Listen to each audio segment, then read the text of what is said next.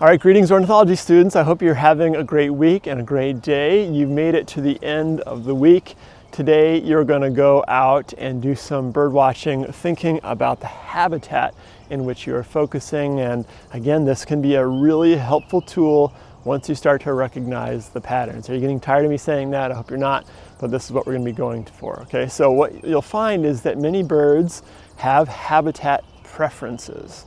And once you start to recognize those preferences, you'll be able to narrow down a lot of what you see out there and what you're likely to encounter by habitat, right? So I am down near the island on campus at Northwestern, and I have a kind of a mixed deciduous forest and then a lake, right, that with still water. It's not moving water, it's not a marsh.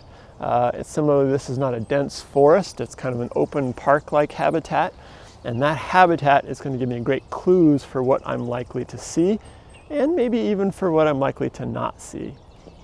Okay, and so you can expect certain patterns, that if we are, oh, there goes a great blue heron, that we might recognize. Like if you're at a marsh, then you're going to see things like rails or a sora. And if you're at an open water like this, there's probably a loon out there somewhere and great blue herons that like to walk along the shore, but you're not going to find a great blue heron in the middle of the lake. You're not going to find a great blue heron in the middle of a forest, right? They like to be on the shoreline. And so when you're on shoreline habitat and you see a big bird with a long neck, the first thing that should come to your mind is that a great blue heron? Or maybe it's a great egret. There's also the bridge over here, and there are swallows like to nest under bridges.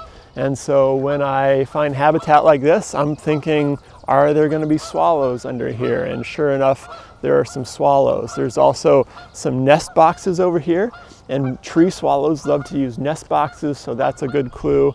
And these, the forest here, we've got, this park, we've got nice big mature trees, but very little in the understory. So that gives me a hint that I should expect to find birds that like to hang out in the canopy of trees, but I'm probably not going to find things that like to be, sort of scuttling around in the thick underbrush, because it's the wrong habitat for them. And most birds are habitat specific.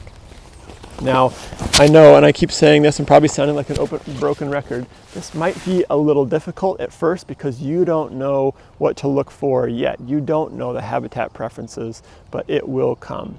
You'll start to recognize where the robins like to hang out, where the blue jays like to hang out, where the Canada geese and warblers like to hang out, where the red-winged blackbirds like to hang out.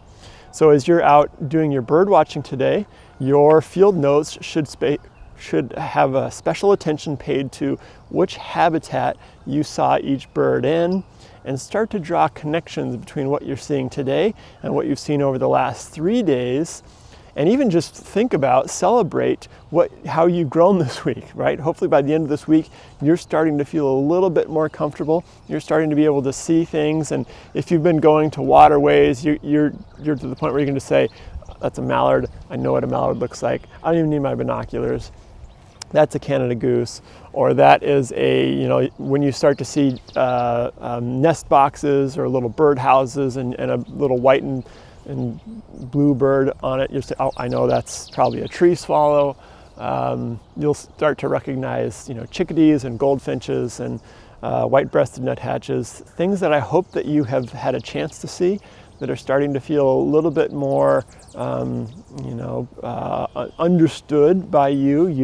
You know their size and shape, you know their color pattern, you know their behavior, you know their habitat.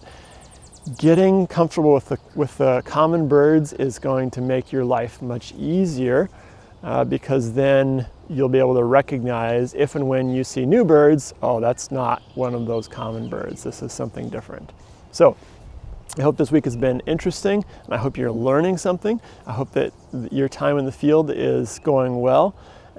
If not, please contact me so that I can either find a time where I can meet up with you and do some socially distant birding or answer whatever questions you might have about your challenges you're having this week.